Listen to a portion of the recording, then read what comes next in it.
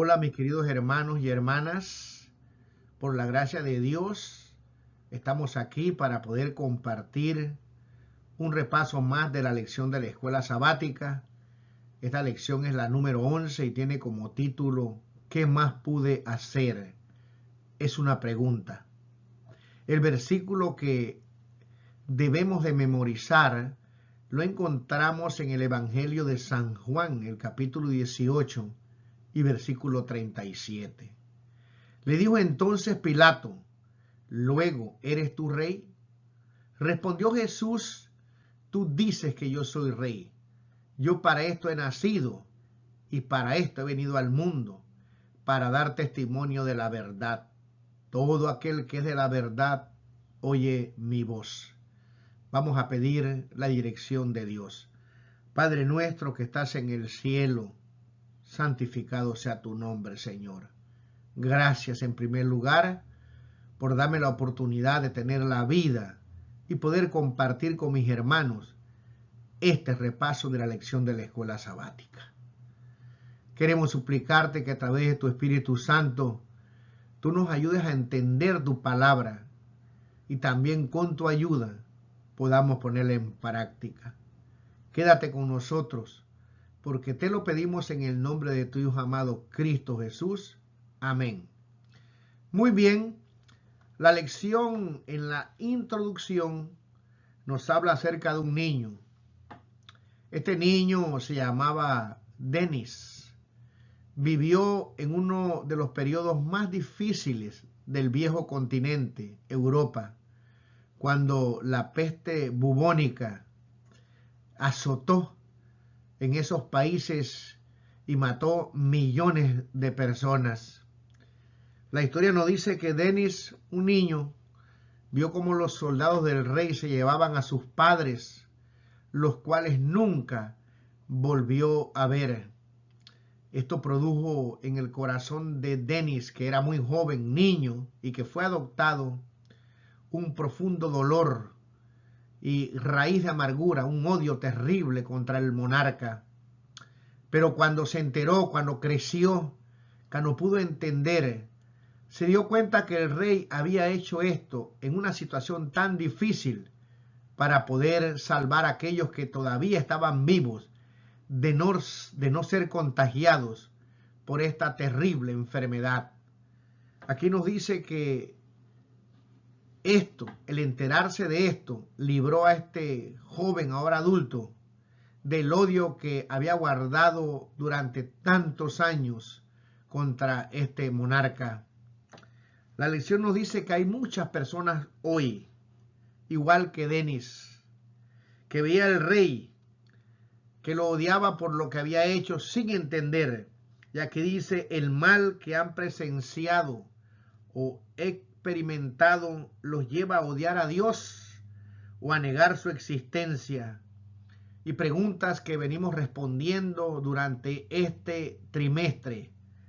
¿Dónde está Dios cuando hay sufrimiento? Si Dios es bueno, ¿por qué existe tanta maldad? Ya a esta altura, nosotros debemos tener la capacidad para responder, para dar respuesta a estas preguntas. Sabemos que estamos envueltos en un conflicto cósmico. Ya sabemos que Dios no es el originador del mal. Pero en esta semana, esta lección gira en torno a tres pensamientos, tres ideas principales que se van a desarrollar a lo largo de estos 5 días. Y es que Dios es justo. El segundo pensamiento es que Dios siempre obra para el bien de su pueblo, de sus hijos. Y el tercer pensamiento es que nosotros debemos, mis queridos hermanos, reflejar el carácter de Dios. Debemos dar testimonio, no solamente con nuestras palabras, sino también con nuestra manera de actuar, de ese amor de Dios, del carácter del Señor.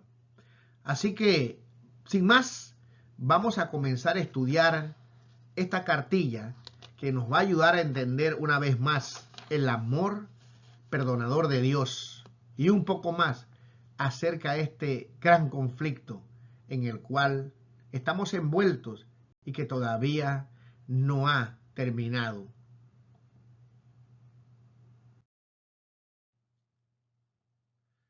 Muy bien, el día domingo tiene como título Cristo el Vencedor. En esta lección se nos presentan algunos nombres que tiene el enemigo de Dios, por ende nuestro enemigo, que siempre está tratando de destruirnos.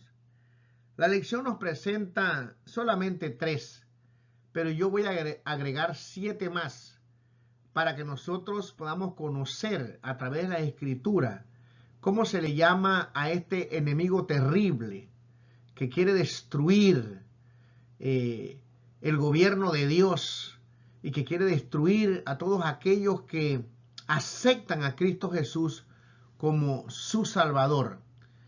El primero lo encontramos en Lucas capítulo 10. Yo le recomiendo que usted busque los pasajes, quedarán grabados aquí, para que usted pueda leerlos y tener una idea de cómo se le llama a este maléfico enemigo de todo lo que Dios hace, de todos aquellos, como ya repetí, que quieren serle fiel.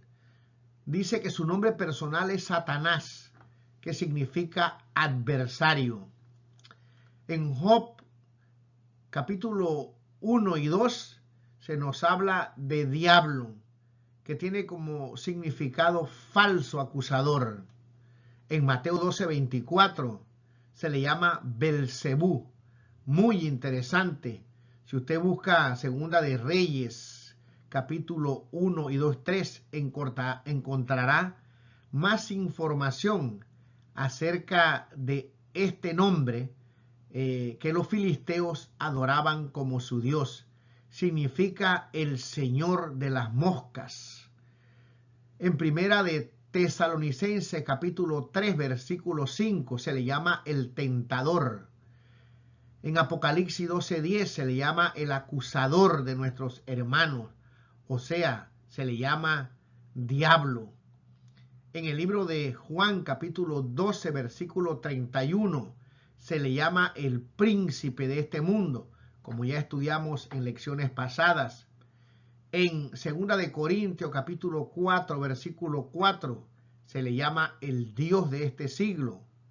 En Isaías capítulo 14, versículos 12 al 15, se llama Lucero, que significa estrella de la mañana. En Ezequiel capítulo 28, versículo 11 al 19, se le llama querubín grande, protector. En Primera de Pedro capítulo 5 y versículo 8, se le llama un león rugiente. Y en Apocalipsis capítulo 2 y versículo 9 se le llama la serpiente antigua, dragón. Todos estos nombres se le dan al enemigo de Dios. Y si estudiamos más a profundidad esto, nos enteraremos de cuánta maldad hay en él. Hay otros nombres más, como padre de la mentira. También se le llama el malo, el que siembra la cizaña. Así que, mis queridos hermanos, a este enemigo nos enfrentamos. ¿Por qué hay tantos nombres? Porque Dios quiere que nosotros podamos entender que solamente llenos de fe, entregados a Cristo, con su ayuda, se puede resistir a este feroz tentador.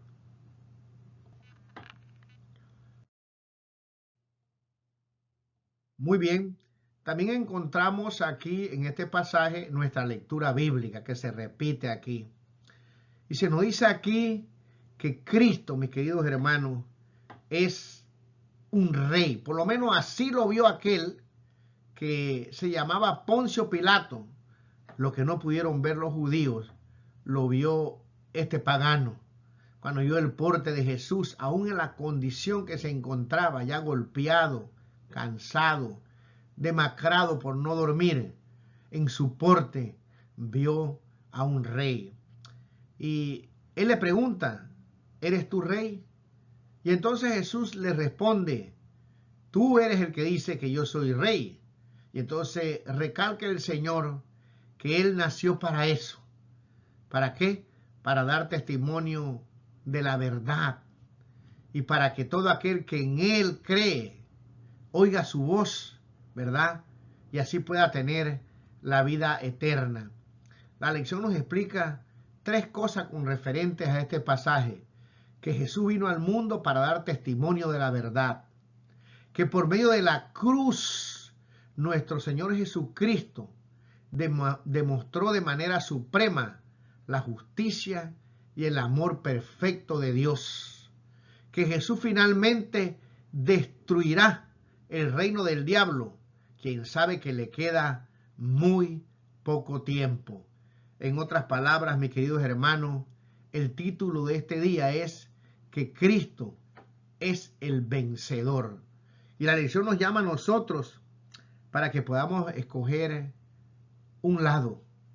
¿Con quién vamos a estar? ¿Con el perdedor? ¿Con el que será destruido? ¿O escogeremos estar con Cristo para vivir con Él por la eternidad? Ya hemos estudiado que este príncipe de este mundo puede ofrecer riquezas a aquellos que se le entregan a Él. Pero es tan malo que a veces, mis queridos hermanos, ni aquellos que deciden entregarse a Él pueden vivir en paz. Él mismo los destruye porque es malo. Es un asesino, un homicida, que sería otro nombre que tiene este enemigo de Dios. Sin embargo, los que escogen seguir al Señor por fe, aun que hayan sufrimientos, cardos y espinas, están con el vencedor. Y estamos esperando que Él venga a rescatarnos y a salvarnos y a destruir este enemigo para siempre. El llamado en este día, porque siempre tiene que haber una aplicación, aunque no mencionemos esta palabra, es que nosotros podamos escoger el reino de Dios y su justicia, porque ellos, dice, vivirán eternamente. El día lunes tiene como título el que es justo justifica. Muy bien, en este día se desarrolla o se expande la explicación de que Dios es justo. Dios no puede hacer justicia si no es justo. Y aquí vemos nosotros en este día que el conflicto, como venimos estudiando, es un conflicto que abarca todo el universo. Ya hemos estudiado que el problema no es solamente un asunto de poder, sino un asunto moral. Satanás dijo que Dios no era justo. Dijo que su ley no se podía cumplir y que los ángeles no necesitaban restricciones, pues eran perfectos y podían decidir hacer lo que ellos les parecía que era lo mejor. En otras palabras, Satanás manchó con dudas el carácter del Señor. Así que Dios dejó que este gran conflicto siguiera. Y cada vez que leo esta cita que está aquí en este día, me lleno de asombro, porque Satanás se trajo la primera o una tercera parte de los ángeles, y quedaron 3/3 partes que fueron fieles a Dios. Pero dentro de esos ángeles que se quedaron con el Señor, todavía tenían preguntas. La duda había entrado en el universo. ¿Es Dios bueno? ¿Es Dios justo? ¿Por qué el Señor no destruyó a Satanás? Y vemos aquí que para poder hacer esto, Dios tenía primero que refutar, dice aquí, las calumnias de Satanás mediante una obra maravillosa. Y esta obra era la obra de la cruz. El mismo que había creado al enemigo, el creador de este universo, tu creador, mi creador, decidió venir a hacerse humano y tomar nuestro lugar. Ahora, esto es muy interesante porque Dios ahora, que ha sido justificado delante del universo, que finalmente se pudo conocer el carácter de este enemigo, Dios ahora sí puede destruir no solamente al enemigo, sino lamentablemente, con mucho dolor lo digo, a aquellos que le creen a él. Y hay muchos, como la arena del mar, que se han puesto a través de la historia y hoy, en estos días, de parte de este enemigo. Ahora imagínense, Dios no podía destruir ni a Satanás, ni tampoco podía ejercer justicia después del pecado si Dios no hubiera proveído la cruz del Calvario. Ahora, Dios no necesita justificarse, pero como Dios es amor, ya estudiamos que permite el libre albedrío, realmente Dios tenía que permitirnos a nosotros poder escoger. Adán y Eva, si hubieran sido destruidos de inmediato, pues Dios hubiera sido justo, porque Dios les advirtió lo que estaba sucediendo, les dijo que había un enemigo, les dijo que si no lo obedecían a él, el día que comieran de ese fruto, iban a morir. Pero Dios no dio la sentencia de una vez, prefirió continuar con este sufrimiento que dice que le ha producido a nuestro Dios dolor hasta que todo el universo pudiera comprender de verdad que Él es justo y es bueno. Nosotros no tenemos excusa. Si bien es cierto, pudiéramos tenerla si Él no hubiera mandado a su Hijo, porque imagínense, Dios lo destruye a usted, me destruye a mí, pero no tenemos oportunidad porque nacemos con la tendencia al pecado. Pudiéramos decir, yo no estuve en el Edén, nuestros padres decidieron. Y en el libro de Ezequiel capítulo 18 dice que Dios no castiga al hijo por el padre, sino el que peca, a ese castigará a Dios.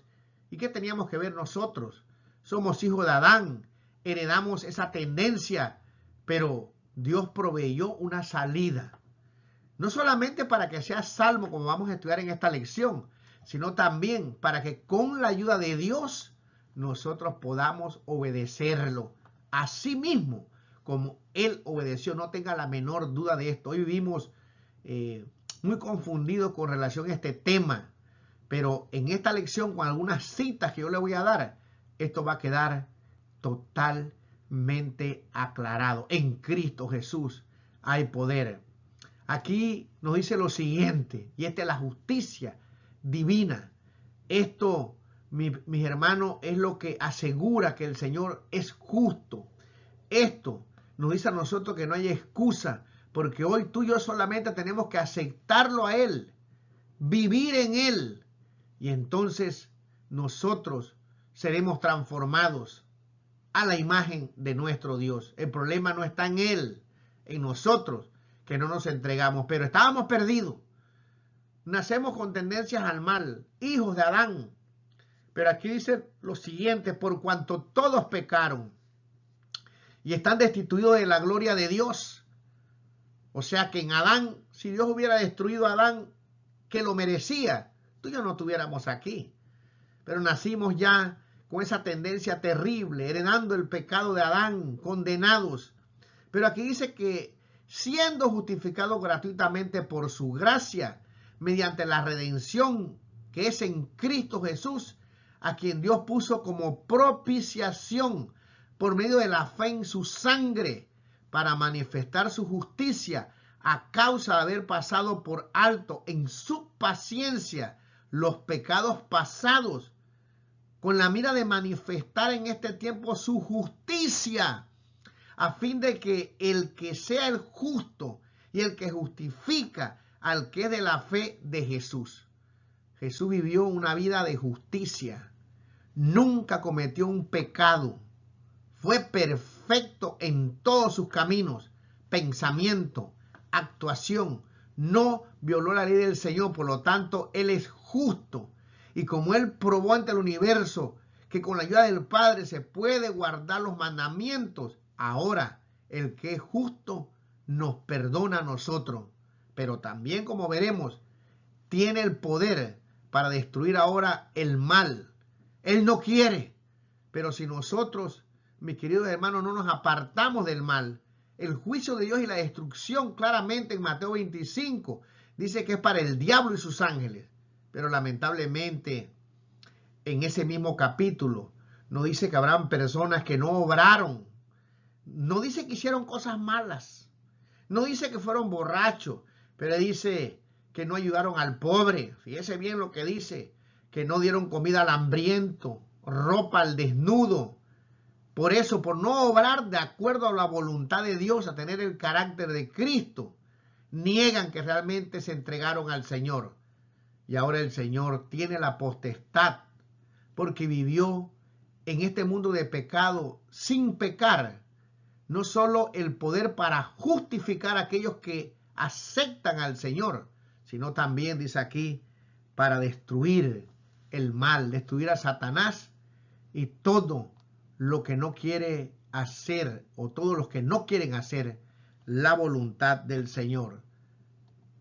Dice aquí, mas Dios muestra su amor para con nosotros, en que siendo aún pecadores, Cristo murió por nosotros. Este pensamiento es el que debe a nosotros ayudarnos para que podamos entregarle nuestro corazón a Él.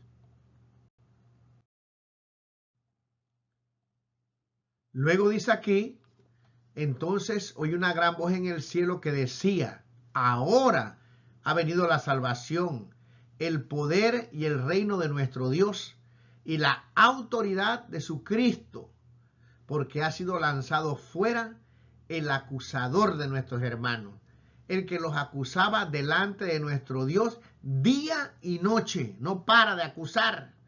Y ellos le han vencido. ¿Cómo vencimos? Por medio de la sangre del Cordero y de la palabra del testimonio de ellos, y menospreciaron sus vidas hasta la muerte. Por lo cual alegraos cielos y los que moráis en ellos.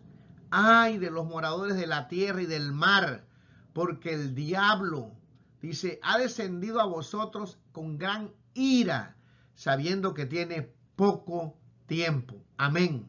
Gloria a Dios. Aquí dice que le queda poco tiempo. Para nosotros ha sido largo. Ya sabemos que el Señor es eterno, que un día es como 1000 y 1000 como un día, pero falta poco. Además, si aún tuviéramos que descansar, la sierva del Dios dice que cuando despertemos es como si nos hubiéramos acabado de dormir. Cuando despertemos y estemos con Cristo por la eternidad. Creemos en estos momentos que el ambiente se está preparando para la venida del Señor. Así que ese demonio fue vencido por el Señor. Si nos entregamos al Señor, sus acusaciones no tienen importancia porque Cristo nos cubre con su justicia. Esta es una buena noticia, mis queridos hermanos, que aún siendo pecadores, y yo no sé cómo tú te entregaste al Señor, pero si disfrutas hoy del gozo de la salvación, haz una oración, canta en esta mañana o en la tarde, dependiendo en qué país estás, y agradece a Dios, porque por la sangre de Cristo, tú y yo somos más que vencedores. El día martes tiene como título El canto de mi amado. Aquí comenzamos a desarrollar el segundo pensamiento. Todo lo que Dios hace siempre es para nuestro bien. Y aquí se nos habla de un cantar. Ahora cantaré por mi amado, el cantar de mi amado a su viña. Tenía mi amado una viña en una ladera fértil. La había cercado y despedregado y plantado de vides escogida. El terreno no era muy bueno, parece. Tuvo que despedregarlo, prepararlo. Y dice que plantó ahí vides escogidas, de lo mejor que tenía. Dice, había edificado en medio de ella una torre y hecho también en ella un lagar y esperaba que diese uvas y dio uvas silvestres. Por favor, no deje de entender esto. Dios esperaba uvas. ¿Qué significa eso en esta parábola? Esperaba las buenas obras. Esperaba que se entregaran a Dios, que obraran de acuerdo al poder del Señor, que representaran la gloria de Él. Pero ¿qué dice aquí? No dieron uvas, sino uvas silvestres. La lección nos explica claramente que el término en hebreo de esta palabra es fruto apestoso. Dice aquí, produjo uvas podridas. No halló el Señor buen fruto. Pero aquí nos habla de todo lo que Jesús, todo lo que Dios había hecho por ese pueblo.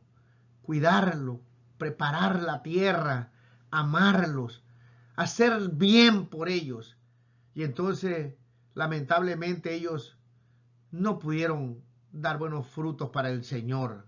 Dice, ahora pues, vecinos de Jerusalén y varones de Judá, juzgad ahora entre mí y mi viña. ¿Qué más se podía hacer a mi viña que yo no haya hecho en ella? ¿Cómo, esperando yo que diese uvas, ha dado uvas silvestres? Aquí nos dice en la lección, en Isaías 5:3, Dios mismo invita a las personas a juzgar entre su viña, y en Isaías 5:4, Él plantea la pregunta más importante: ¿qué más había de hacer a mi viña que yo no haya hecho? ¿Cómo, esperando que yo diese uvas buenas, dio uvas silvestres? ¿Qué más pudo hacer? Cuán asombro es que incluso pida a otros que evalúen lo que hizo. Mis queridos hermanos, esta pregunta de Dios es una pregunta retórica. ¿Qué más puede hacer Dios por nosotros que Él no haya hecho ya? Dio a su Hijo en la cruz del Calvario para que todos aquellos que lo acepten puedan tener vida eterna. Nos ha dado su palabra, nos ha protegido, y yo espero que nosotros, mis queridos hermanos, podamos dar buenos frutos, porque Israel dice que Él vino a los suyos y los suyos no le recibieron. Sabemos claramente que esta parábola representa a Israel, al pueblo que había sido escogido por Dios. Y cuando leemos todo lo que Dios hizo por este pueblo, se admira uno de que no pudo hallar frutos. ¿Y cuáles serían estos frutos, verdad? El amor hacia los hermanos, el poder ayudar a los pobres, las viudas, los huérfanos, el poder compartir las bendiciones con otros pueblos, el haber aceptado a Cristo Jesús como su Salvador. Pero esta pregunta no solamente la debemos hacer para el pueblo de Israel, sino para el moderno pueblo espiritual de Dios, para ti y para mí. ¿Hay buenos frutos? ¿Estamos glorificando a Dios? ¿Hemos dejado que Él trabaje en nuestro corazón? ¿Reflejamos su carácter? Quiera Dios que al hacernos esta pregunta en una forma personal, porque podemos aplicar esto al pueblo de Israel en el pasado, pero la Biblia es clara. Dice que ni si nosotros no hacemos los frutos de Dios o no damos los frutos de Dios, así como Dios nos injertó, según el libro de Romanos capítulo 9, también puede desarraigarnos. Que Dios quiera, mis queridos hermanos, que al contemplar todo lo que Dios ha hecho por nosotros, podamos entregarnos a Él para llevar buenos frutos, que son las obras. No nos salvan. Hay muchos problemas para entender eso. Las obras no nos salvan, mis queridos hermanos. Nadie está diciendo que nos salvan. Pero también dice la sierva de Dios, si no obramos de acuerdo al amor de Dios, mis queridos hermanos, no nos hemos entregado al Señor. No nos engañemos. La salvación es un don gratuito a través de la cruz. Pero también, mis queridos hermanos, necesitamos entregarnos de tal manera que nosotros podamos obrar de acuerdo a la voluntad de Dios. Esa es la muestra de que yo amo a mi Señor. ¿Cómo está nuestra relación con nuestros hermanos? ¿Cómo está la relación con nuestra esposa, nuestro esposo? Las hermanas, por supuesto, con nuestros hijos, en la iglesia. ¿Qué estamos haciendo? ¿Cómo está el orgullo, la vanagloria? ¿Qué estamos haciendo para demostrarle al mundo de que nosotros estamos unidos al Señor? ¿Tenemos uvas buenas o uvas apestosas, podridas? Cada uno, como está en esta imagen, tendrá que responder a esa pregunta. Lo cierto es que todo lo que Dios hace es para motivarnos a que nosotros podamos entregar el corazón a Él. Aún las pruebas y las dificultades nos vienen a veces porque Dios quiere que podamos producir el fruto del Señor, que nos trae gozo y alegría y lo glorifica a Él, porque todo lo que hacemos es para gloria y honra de Dios. El día miércoles seguimos hablando acerca de la parábola de Cristo acerca de la viña. Ahora el Señor Jesús toma esta parábola del capítulo 5 de Isaías y se la va a aplicar directamente a los líderes judíos que reconocieron que esa viña era el pueblo de Israel. Dice aquí el Señor: oíd otra parábola. Hubo un hombre padre de familia, el cual plantó una viña, la cercó de vallado, o sea, la protegió, mandó a sus ángeles a cuidarla, cavó en ella un lagar, hizo fuente o una zanja para que corriera agua en ella, para que no le faltara, para que pudiera florecer. Por supuesto, esto es una analogía que tenemos que aplicar en una forma espiritual. Edificó una torre para vigilarla.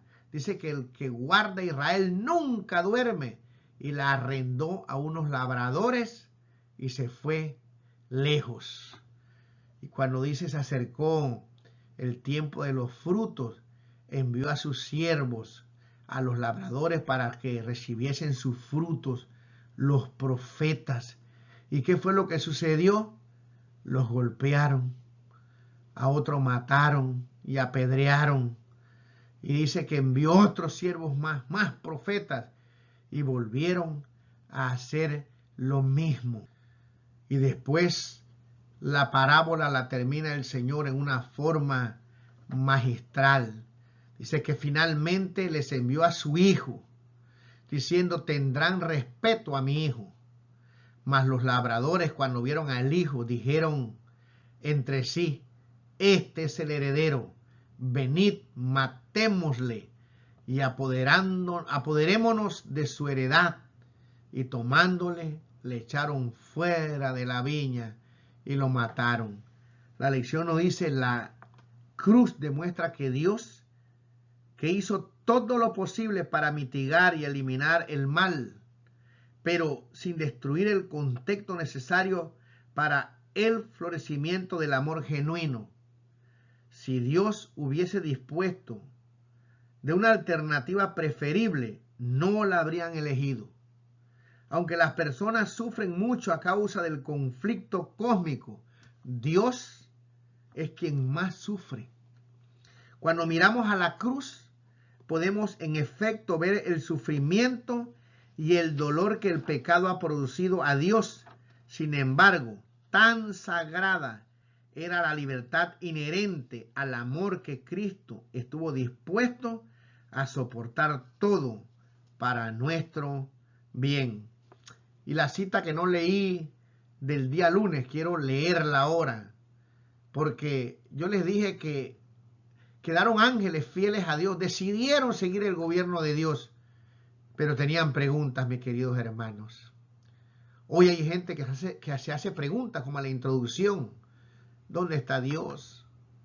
¿Por qué sufrimos? Y ya hemos hablado de esto en otras lecciones. Hay veces sufrimos porque nuestro carácter es defectuoso. Se sufre por el pecado, estamos en guerra, en conflicto, y Dios permite. Me gusta la palabra, la he repetido varias veces en estas lecciones. Dios permite algunas cosas, pero todas las cosas a los que aman a Dios, de acuerdo, dice, a su propósito, siempre nos ayudan a bien. No debemos de dudar. Pero aquí dice esta cita que, como decía en el día lunes, cada vez que la leo me lleno de asombro, que aún los ángeles después de no sé cuántos años de este conflicto, finalmente pueden comprobar el carácter de ese enemigo sádico, asesino, malvado, en contra de Dios, el calumniador, el acusador. Y entonces finalmente en la cruz del Calvario nosotros encontramos el amor y la justicia de Dios. ¿Merecíamos ser salvos tú y yo? En ninguna manera. Pero Dios prefirió enviar a su Hijo para darnos la oportunidad de gozarnos con Él por la eternidad. Yo quiero estar allí con Cristo. ¿Y tú? Yo le oro a Dios que me ayude para cuando Él ponga esas coronas en nuestras cabezas, yo pueda estar ahí. Pero también la voy a lanzar porque la gloria, la honra, el honor, todo es para mi Señor. No merezco absolutamente nada. Pero qué privilegio será el estar ahí. Los primeros sorprendidos seremos tú y yo con nuestras luchas, nuestras pruebas. Pero que siempre debemos pedirle a Dios que nos ayude a poder hacer su voluntad.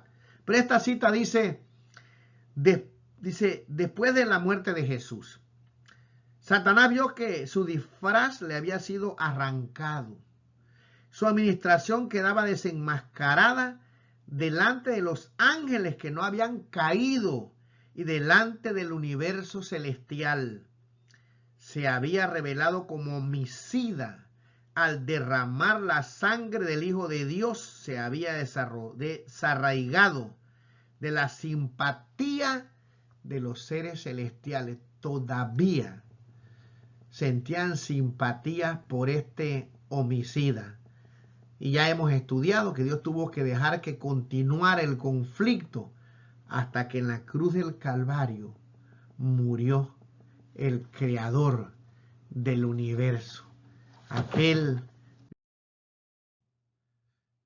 que era uno con el Padre. El día jueves tiene como título La vindicación del nombre de Dios. Leemos en Romano, capítulo número 3, versículo 1 al 4. ¿Qué ventaja tiene pues el judío? ¿O de qué aprovecha la circuncisión? Mucho, en todas maneras. Primero, ciertamente que les ha sido confiada la palabra de Dios, pues que si alguno de ellos han sido incrédulos, su incredulidad habrá hecho nula la fidelidad de Dios. De ninguna manera. Antes bien sea Dios veraz y todo hombre mentiroso, como está escrito, para que seas justificado en tus palabras y venzas cuando fueres juzgado. O sea, Dios nos dio una salida, como está en esta imagen que he elaborado o he hecho dos en una. Aquí está la cruz y aquí está esta balanza que demuestra la justicia de Dios. La Biblia nos dice que Dios será reconocido como justo en el tiempo del fin. Todo el mundo finalmente doblará sus rodillas delante del Señor. Ahora, esto no significa que todos serán salvados, aún los perdidos. Cuando vean su vida que pasará delante de ellos, reconocerán que Dios ha hecho todo lo que pudo. Este pasaje se nos pedía lección, que lo comparáramos con lo que venimos estudiando, que está en Isaías capítulo 5, versículos de 3 al 4. Ahora pues, vecinos de Jerusalén y varones de Judá, juzgad ahora entre mí y mi viña. Dios quiere que veamos si realmente es justo o no. ¿Qué es lo que él hizo por el pueblo? Aquí dice que se le dio al pueblo judío una ventaja terrible, un honor tan grande de tener la palabra del Señor. Dios fue claro cuando habló con la mujer samaritana, cuando preguntó, ¿dónde adoramos? ¿Aquí o en Jerusalén? Él le dijo a los judíos, se les dio la palabra del Señor. Nosotros sabemos bien lo que teníamos que hacer, él como judío, ¿verdad? Sin embargo, el pueblo, a pesar de todos estos honores que Dios le había dado, decidieron ser incrédulos. Ahora dice aquí, porque ellos fueron incrédulos. Dios, que había elaborado un plan para que todo el mundo fuera salvado. Isaías capítulo 49, versículo 6, dice que Dios eligió a este pueblo para que fuera luz a las naciones y compartiera las bendiciones, las grandezas que Dios les iba a dar con aquellos que no conocían al Señor. Lamentablemente no solo no la compartieron, sino que fueron un obstáculo hasta el día de hoy para que las personas se acercaran a conocer al Señor. Sin embargo, Dios se mantuvo fiel. Era un pacto que había hecho, una promesa para que todos aquellos que aceptaran a Cristo puedan ser justificados en Él. Y por eso el Señor pide, por favor, juzguen. ¿Qué más puedo hacer? ¿Qué más podía hacer a mi viña que yo no haya hecho en ella? Y vuelve a recalcar en este día, ¿cómo? Esperando yo que diese uvas, buenos frutos, ha dado uvas silvestres.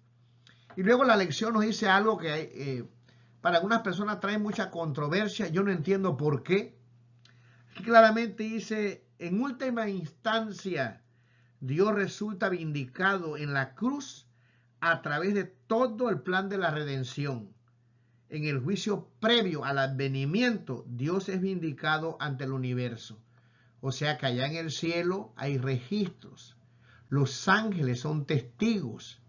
Están esos libros donde están todas las cosas que nosotros hemos hecho. Si queremos que eso se borre, debemos pedirle perdón a Dios y pedirle que su sangre nos perdone de todo pecado. Y entonces todo será borrado. En Cristo Jesús, la sierva del Señor es clara, somos vistos como si nunca hubiéramos pecado, gracias a la sangre del Señor. Así que somos vindicados por Cristo, eso es correcto. Ahora, el problema está en que algunas personas usan esto porque quieren vivir una vida de libertinaje. Bueno, como Dios nos libertó, no hay importancia de cómo yo viva. Al fin y al cabo no voy a poder vivir una vida que guarde o no guarde honor a la ley de Dios. Y entonces caen en el extremo de olvidarse de que Dios exige que nosotros podamos obedecerle. Ahora, ¿cómo obedecemos? Es lo que tenemos que entender. Yo no puedo por mí mismo. Dios ha proveído la cruz del Calvario, pero también su Espíritu, para que yo pueda andar y glorificar a Dios. ¿Se puede o no se puede? Algunos dicen que no. Y toman como ejemplo de que como Cristo vindicó el carácter de Dios, no es importante lo que nosotros hagamos y comienzan a decir que no debemos guardar la ley, que no nos preocupemos, porque eso es legalismo. Mi querido hermano, voy a leer algunas citas donde esto debería de quedarle claro a usted.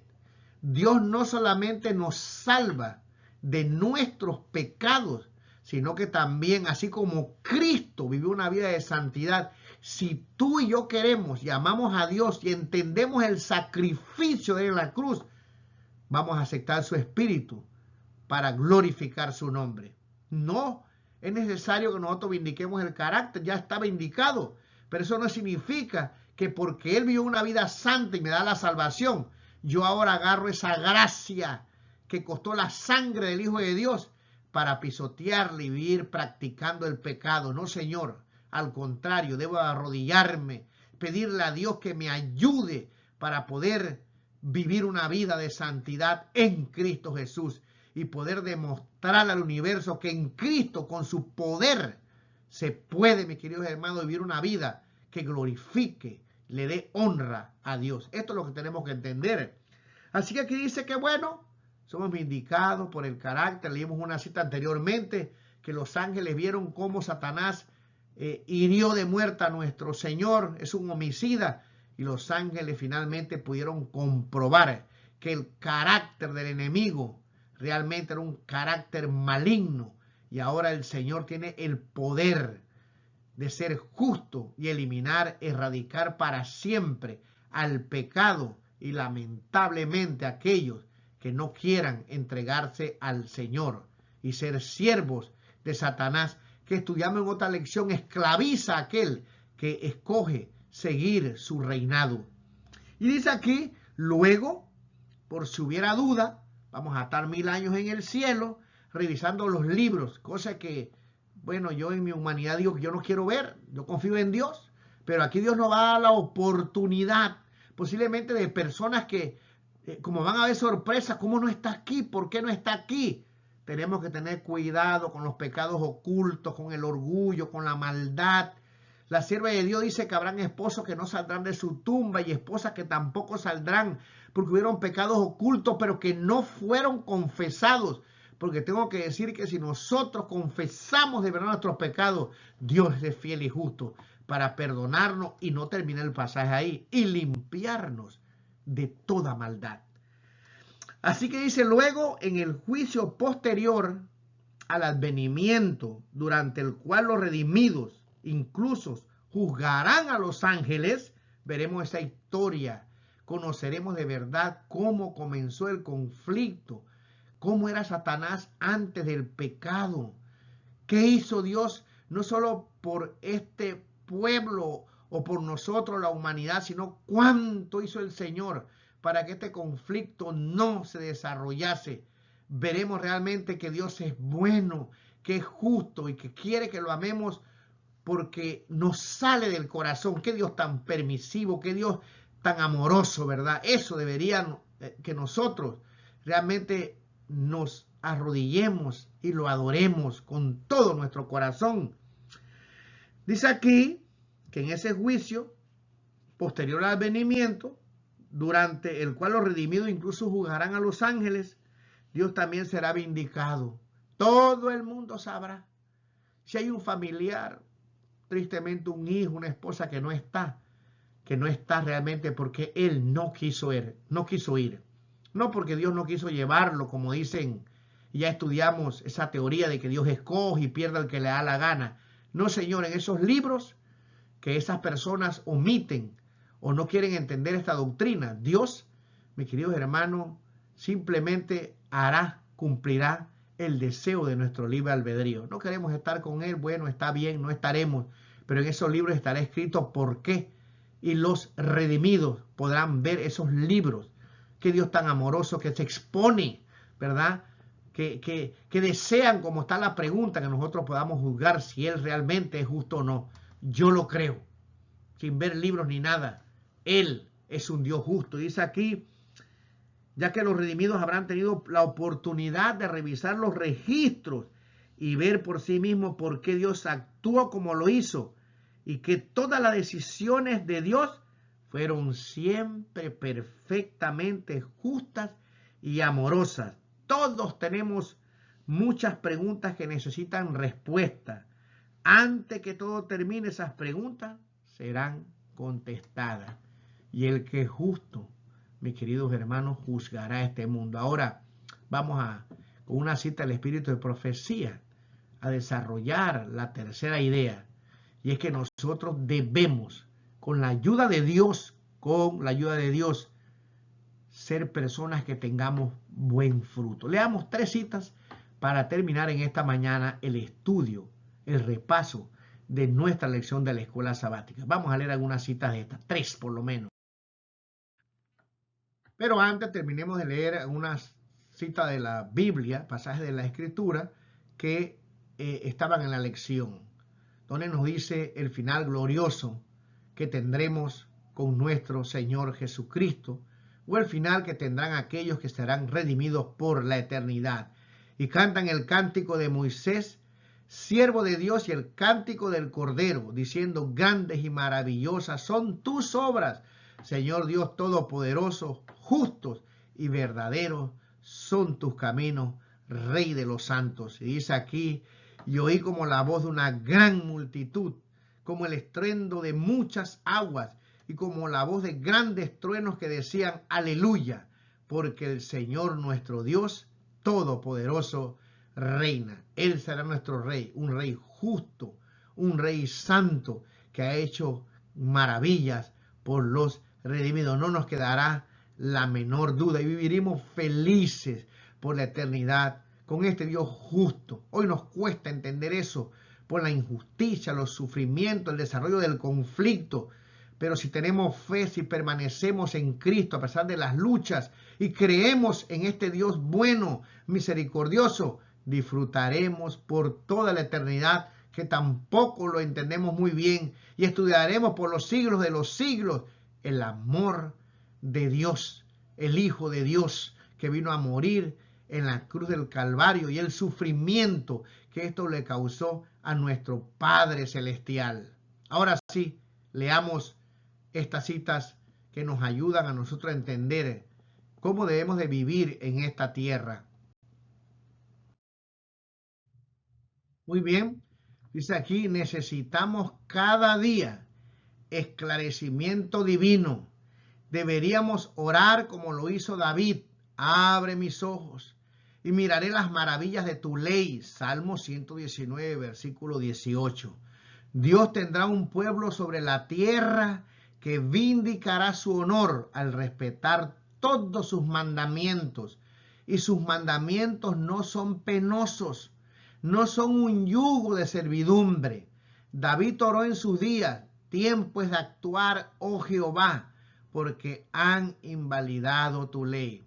No estamos diciendo que Dios necesite que nosotros vindiquemos su carácter, pero habrá un pueblo, dice, que guardará los mandamientos del Señor, que en medio de todos estos acontecimientos que azotarán al universo, plaga, destrucción, guerras, cuando se ponga la ley dominical y estemos perseguidos y tantas dificultades que habrá un pueblo que guardará los mandamientos del Señor. Dice, Cristo espera con un deseo anhelante la manifestación de sí mismo en su iglesia.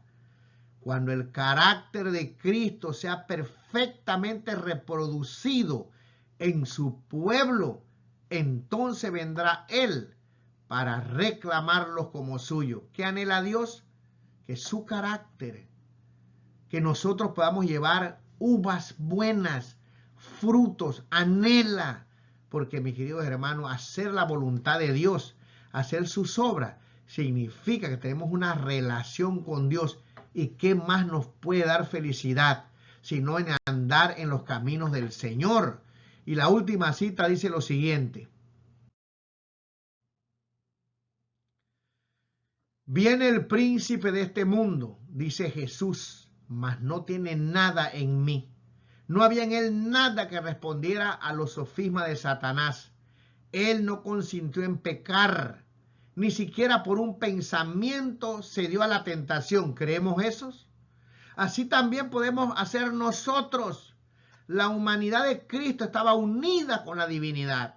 Fue hecho idóneo para el conflicto mediante la permanencia del Espíritu Santo en él. Y él vino para hacernos participantes de la naturaleza divina. Mientras estemos unidos con él por la fe, el pecado no tendrá dominio sobre nosotros. Dios extiende su mano para alcanzar la mano de nuestra fe y dirigirla a asirla de la divinidad de Cristo, a fin de que nuestro carácter pueda alcanzar la perfección. Deje que la gente discuta lo que quiera. Aquí dice que si yo, mis queridos hermanos, vivo en Cristo, participo de su naturaleza, yo puedo con su ayuda, inclusive, dice aquí, tener un carácter perfecto. No lo digo yo, eso lo dice el Señor. Así que, mis queridos hermanos, esto no es para gloria de nosotros. Mientras intentemos esto para glorificarnos a nosotros, estamos más separados de Dios. El espíritu de profecía es claro: entre más nos acercamos a Él, somos más pecadores. Pero eso no es una excusa para vivir en pecado. Al reconocer mis pecados y verme más sucio cada día, me aferro de Él. Y va a llegar un momento que lo que yo haga va a ser hecho por el Espíritu de Dios que mora en mí. Mis queridos hermanos, esta lección nos debe ayudar para que nosotros podamos entender que Dios es un Dios justo. Que Dios, aunque suceden cosas que no podamos entender, todas las cosas, si usted ama a Dios, si es cristiano, si usted ora, está pasando por un momento difícil, pareciera que Dios no responde sus oraciones del modo que usted quiere, el Señor tiene un tiempo, la responderá. Y todos aquellos que confían en Dios, cuando Él responde, habrá gozo y felicidad. Y si por alguna razón no encontramos o Él nos responde en este momento, en esta vida, estaremos con Él por la eternidad. Él sabe todo, mis queridos hermanos, y todo lo que hace es para nuestro bien. Él tiene pensamientos de bien. Y lo último es que nosotros debemos reflejar el carácter de Dios. ¿Cómo hacemos esto? Con la ayuda divina, por su Espíritu Santo. Yo no puedo. Solo no puedo, pero tampoco puedo decir que con su ayuda yo no puedo. En Cristo Jesús, dijo el apóstol San Pablo, todo lo puedo en Cristo que me fortalece. Que Dios nos ayude para que nosotros podamos entender bien esta lección, con su ayuda ponerla en práctica. Les deseo un feliz día de la preparación, un feliz sábado. Si cree que algo que se dijo aquí puede ayudar a otros que no son miembros de la iglesia y a un miembro de la iglesia, compártalo, suscriba al canal, mándeme una pregunta o un comentario, como la hermana Adita, que siempre me manda un comentario, ¿verdad? Yo se los voy a agradecer. Y también, entre más comentarios haya, entre más la compartan, entre más se suscriban, esta lección aparecerá también allí entre los primeros videos de YouTube. Así que de esta forma también proclamamos el Evangelio. Que Dios te bendiga y nos vemos en la próxima semana.